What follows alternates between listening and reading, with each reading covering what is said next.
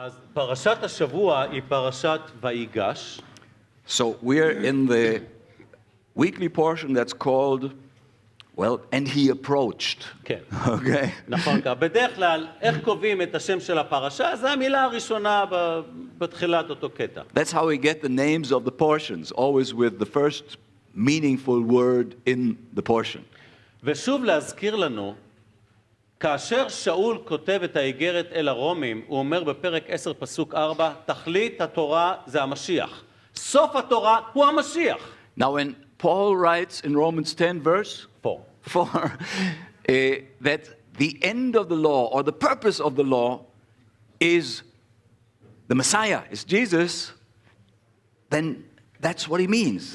That's what the law is all about. That's what the 5 books of Moses are all about. ותזכרו שכאשר אדם וחווה סולקו מגן עדן, ניתנה להם תקווה, זרע האישה יכה בראש הנחש, בראשית ג' 15. And remember that when Adam and Eve were sent out of the Garden of Eden or thrown out of the Garden of Eden, they already knew the promise. They already had that promise that the seed of the woman is going to crush the head of the serpent, of Satan. מושיקו, יש בשבילך מקום פה. הנה פה תראה מלא, איש שלם של מקומות. Tons of room in front, כן. like always. ובאמת צריך להבין את המשך התורה. So we have to understand how the Torah proceeds from there, from Genesis 3:15. תמיד תחפש את החוליה הנוספת של התקווה הזו. When you read, always look where is the next link of this messianic hope. זה כל התנ"ך. That's what all the Bible is about, the Old Testament is about. כל השאר זה קוסמטיקה. All the rest is cosmetics. מאוד נחמד, אבל רבותיי, החוליות של המשיח זה העיקר. It's all very beautiful, but the main thing, the most important thing are these links from Genesis to the Messiah. אתה יכול להיות האדם שחי ברמת המוסר הכי גבוהה. אם אתה לא מכיר את ישוע כאדון ומושיע, אתה הולך לג'הנם. האם זה ברור או העברית שלי לא ברורה? Now you can be the most moral person in the world, but if you haven't given your life to the Lord Jesus, you haven't been saved, you're going to end up in hell anyway. לכן זה כל כך חשוב. That's why this message is so important. מה כלול בפרשה? All right, what do we have in our weekly portion today? זה מבראשית 44 פסוק It 18. starts in Genesis 44 from verse 18. עד פרק 47 פסוק 27. And it goes all the way to 47 verse 27. זו הפרשה. That's the weekly portion. כן. עכשיו, מה יש לנו שם? שוב, השיעור המרכזי הוא לא זה, זה רק מה שנקרא כינוח.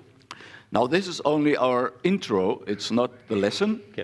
אז החלקים העיקריים בפרשה זה שיהודה מפגיע בעד בנימין. We see that Judah is pleading for his little brother Benjamin. שלא להשאיר אותו, שמפחד, אוי ואבוי אם הוא יישאר, מה יקרה ליעקב, ימות מצער. He says, wow, if Benjamin stays here in Egypt and I can't take him back to my dad is going to die.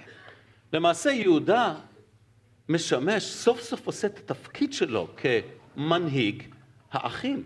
And we see that finally here Judah starts to fill his role as the leader among his brethren. החלק השני המרכזי זה כאשר יוסף מתוודע לפני אחיו, הוא מבהיר להם שכל העבדות שלו, כל השליחה שלו למצרים, הייתה תחת תוכנית אלוהים למענם. Another important point in this portion is when Joseph reveals himself, his identity to his brothers, and explains them that his whole slavery and suffering in Egypt, that was planned by God, so the people of Israel would be saved. וליבו של יוסף מלא תקווה ושלום, הוא סולח לאחיו, יש אחדות, יש שלום. And Joseph really, truly, from all his heart, forgives his brothers. So in the end, there is true peace. ובפרק 47 רואים שיוסף מנהל את מצרים בשנות הרעב והשפע. הוא משנה למלך. And then we get to chapter 47, where Joseph is ruler over Egypt. He's second only to Pharaoh. And he runs the country. Amazing. ובסוף זה אחדות כלל בני יעקב, כלל בני ישראל ביחד, מאוחדים. And the very end is when all of the children of Israel, including Jacob, the whole family, they all moved to Egypt. כאשר קוראים את התורה באמת עם הבחנה, רואים שהקו המשיחי הוא לאורך כל הפרקים. And when we look at even these chapters, we see that it all leads to the Messiah somehow.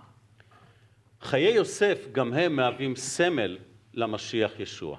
After all, we see the life of Joseph, and the life of Joseph is symbolic of the life of the Messiah. האחים התכחשו ליוסף, הוא נזרק מהם. His brothers rejected Joseph. They didn't want him. They wanted to get rid of him. כך גם קרה בהופעה הראשונה של ישוע עבור עמו. אלה אשר שלא דחו אותו, לא הכירו. That's what happened to the Lord Jesus at his first coming. His own didn't receive him, rejected him, his own people.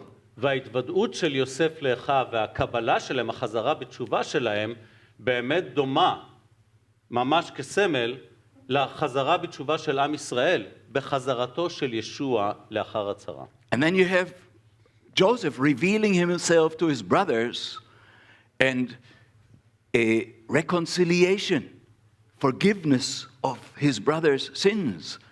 And of course, that's foreshadowing the second coming of the Lord Jesus Christ, when all Israel shall be saved.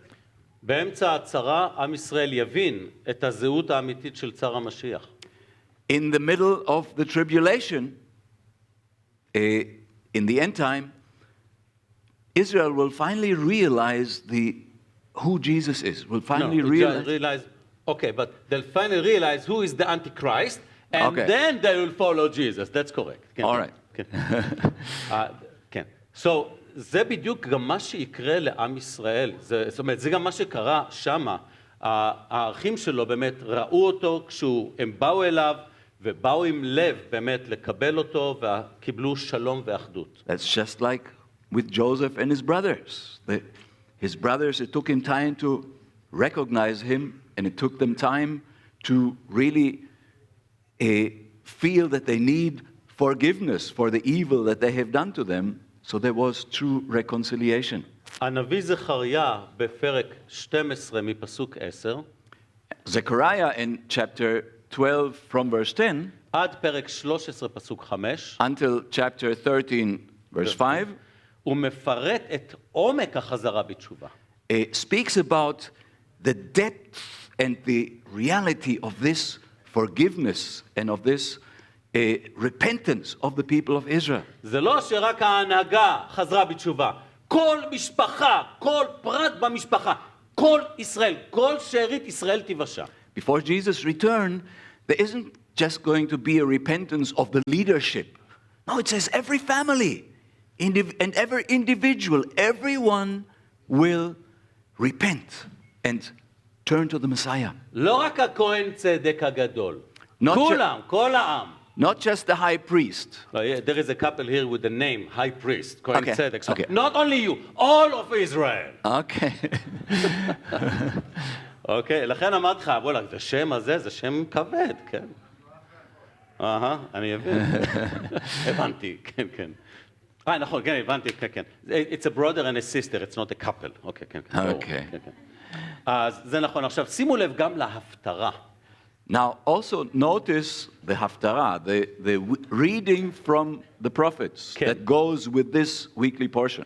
זה מיחזקאל 37, It's in Ezekiel 37, פסוקים 15 עד 28.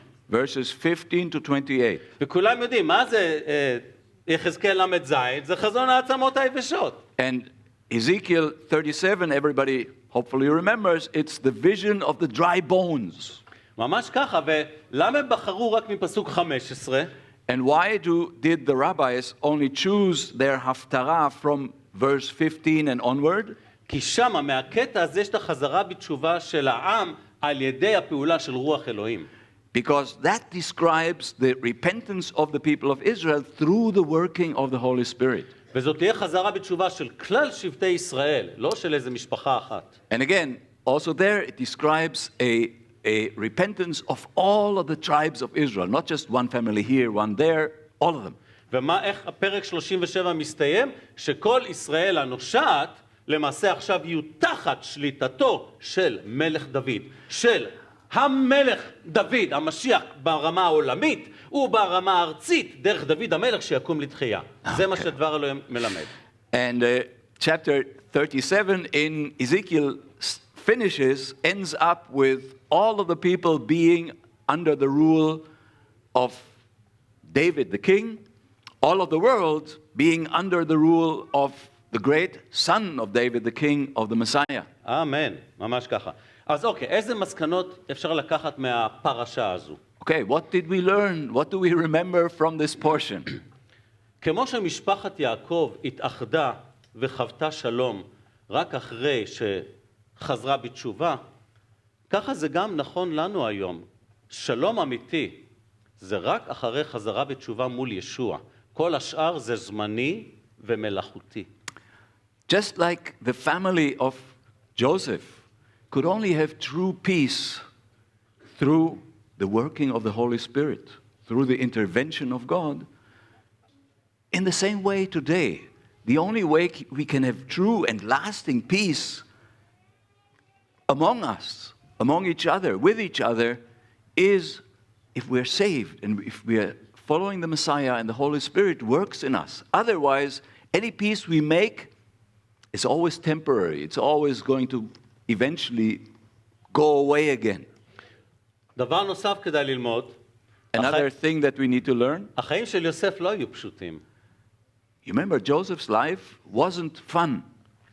מה שמר את ליבו ממוקד בדבר הנכון? So what kept him with his heart focused on what was really important during his years of suffering? מה שמר את ליבו לא ליפול בדיכאון ולא ליפול בגלל הלחצים של העולם מסביב? How come he didn't fall into depression, or how come he didn't give in to the temptations of the world? לא היה לו תנ"ך. And you remember, he didn't have a Bible. לא היו לו את האגרות של שאול. He didn't have Paul's epistles. לא היו לו תהילים לנפנף בהם כשהוא יושב ליד חדר הניתוח בבית חולים. He didn't have the book of Psalms to read through while he sits outside the operating theater while his wife is being operated on. אין לו שום דבר. He didn't have anything, ויש לו הכל. but he had everything. מה כתוב לנו בדבר אדוני? What do we have written in the Word of God? תהילים 105, Psalm 105, פסוק 19. verse 19, at least in Hebrew it's verse 19. כן. כל מה שאמר לו אבא שלו, כל מה שהוא למד בבית, על האמת על אלוהים. לנו יש את התנ"ך, לא היו הסיפורים מאבא יעקב, מסבא אברהם, יצחק ואברהם. Joseph remembered what he had heard at home. That was all he heard. What his father told him about God, what his father had told him about the past, about the great things God had done, the things he had heard from his grandfather, maybe from Isaac, if he was around to listen to Isaac. So that's all he had, what his fathers had told him. לפעמים לנו יש תקופה לא באשמתנו, והיא תקופה לא פשוטה, חודש, חודשיים, שנה, וכל הזמן, לא פייר, לא פייר, לא פייר. הבחור הזה יושב 10 שנים בכלא, מתחת לאדמה. הלא פייר היה יכול להרוג לו את החיים, אבל הוא בחר לא להיכנע ללא פייר, אלא לזכור את הבטחות אלוהים. Now we also have sometimes hard times. Some of us have hard times that are really long, months, years. And we say, oh, this is not fair. Why me? You know, Joseph could have said that. He was in jail. He was a slave. That was a long, long, long time. Years, decades. He could have said it's not fair, but he didn't. ולכן יש פה גם שיעור לנו, כאשר עוברים דרך תקופה שכזו, לזכור את הריבונות של אלוהים, את הנאמנות שלו, את ההבטחות שלו, את החוזק שלו. להידבק פה, זה כל יום מתדלק, להסתכל קדימה ולשרת אותו גם בתקופה קשה. So when we go through these difficult times that everybody has, right? This is our source of strength and our source of hope and what comforts us to have the promises of God, to have the Word of God, to have what God promises to His children, that eventually all these things are going to pass. They're just temporary. יוסף סבל בשירות אלוהים. Joseph suffered in the service of God, for the purposes of God. זה הסתיים בשלום ושמחה הכי גדולה. And it ended with peace and incredible joy.